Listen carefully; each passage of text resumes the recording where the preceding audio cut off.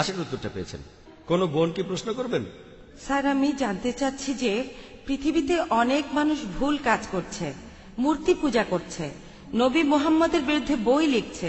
আমার ভাবতে খুব অবাক লাগে, এতগুলো মানুষ দোজখে যাবে, এ ব্যাপারে আমরা কিছুই করতে পারবো না। বোন, আপনি প্রশ্ন করলেন যে আমরা পবিত্র কোরআনে দেখি, এছাড়াও সহিহ হাদিস সহ অন্যান্য বইগুলোতেও যে অনেকেই ভুল করছে, নবীজির বিরুদ্ধে লিখছে। তিনি অবাক হচ্ছেন এতগুলো মানুষ কিভাবে দোজখে যাবে। আমাদের এই জীবনটা হলো পরীক্ষা। আপনারা যদি ভালো করে দেখেন যে নিচু গ্রেডের পরীক্ষাগুলোতে বেশিরভাগ ছাত্র পাশ করে, তবে উপরের লেভেলে গেলে সেখানে পাশ করাটা কঠিন।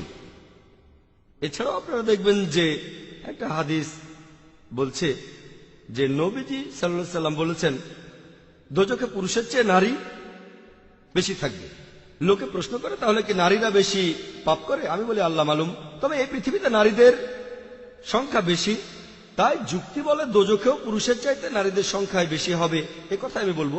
তবে প্রসঙ্গটা এখানে খুব গুরুত্বপূর্ণ। আর নবীজি বলেছেন দোজখে নারীর সংখ্যা বেশি।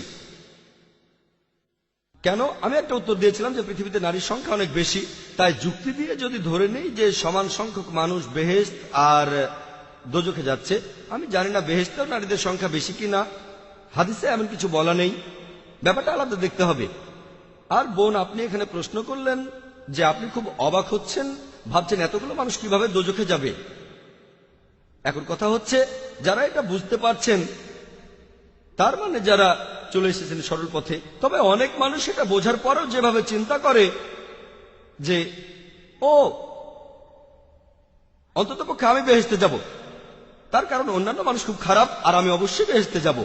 হযরত ওমরের বর্ণিত একটা হাদিসে বলা হয়েছে যে যদি তুমি জানো মাত্র একজন লোক বেহেশতে যাবে, তাহলে আল্লাহ তাআলার কাছে দোয়া করো যেন সেই লোকটা তুমি হতে পারো। বলতে পারেন না ও জানেন লোকজন সবাই আমার চেয়ে ভালো, তাহলে আমার তো বেহেশতে যাওয়ার প্রশ্নই আসে না। দোয়া করেন যেন বেহেশতে যেতে পারেন। আর যদি জানো যে একজন লোক দোজখে যাবে, তাহলে আল্লাহ তাআলার কাছে দোয়া করো আমি যেন সেই লোকটা হই। বলতে পারেন না জানেন আমি তো এত ভালো কাজ করি, দিনে 5 ওয়াক্ত নামাজ পড়ি, আমি যাকাত দেই, অমুক লোকটা চোর, অমুক লোকটা পাপ করছে, তাহলে যে লোকটা দোজখে যাবে সে অবশ্যই আমি না।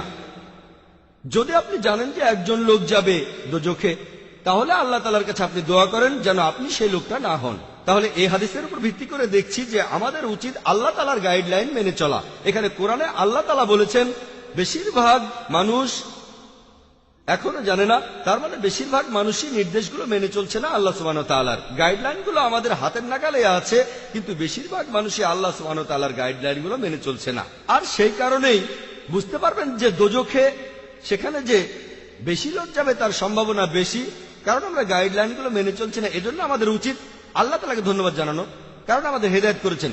তবে হেদায়েতের পরে আমাদের দায়িত্ব হলো আল্লাহর নির্দেশ মেনে চলা। এমনও অনেকেই আছেন যারা মুসলিম কিন্তু কোরআন আর হাদিস মেনে চলছেন না। তাহলে যারা বুঝতে পেরেছে আল্লাহ তাআলার নির্দেশগুলো বুঝতে পেরেছে, তারপরে সেগুলো মানে না, আমরা আল্লাহর কাছে দোয়া করব আমরা যেন সেরকম না হই। তবে বেশিরভাগ মানুষ যদি পরীক্ষায় ফেল করে তাহলে তারা দোজখে যাবে।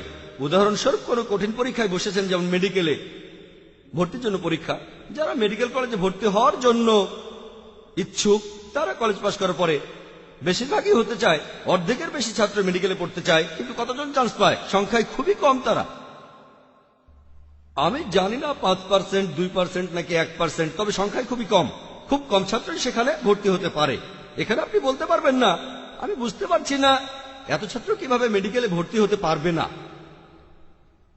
মেডিকেল কলেজে ভর্তি হতে গেলে আপনাকে পড়তে হবে, খাটাখাটনি করতে হবে, পড়াশোনা করতে হবে। একইভাবে বেহেশতে যেতে গেলে এটা সহজ কাজ না, এটা মেডিকেলে ভর্তির চেয়েও অনেক কঠিন কাজ। তাই এটা আসলে পরকালের জন্য পরীক্ষা। যারা আল্লাহর নির্দেশগুলো মেনে চলবেন তারা ইনশাআল্লাহ বেহেশতে যেতে পারবেন। আশা করি বোন উত্তরটা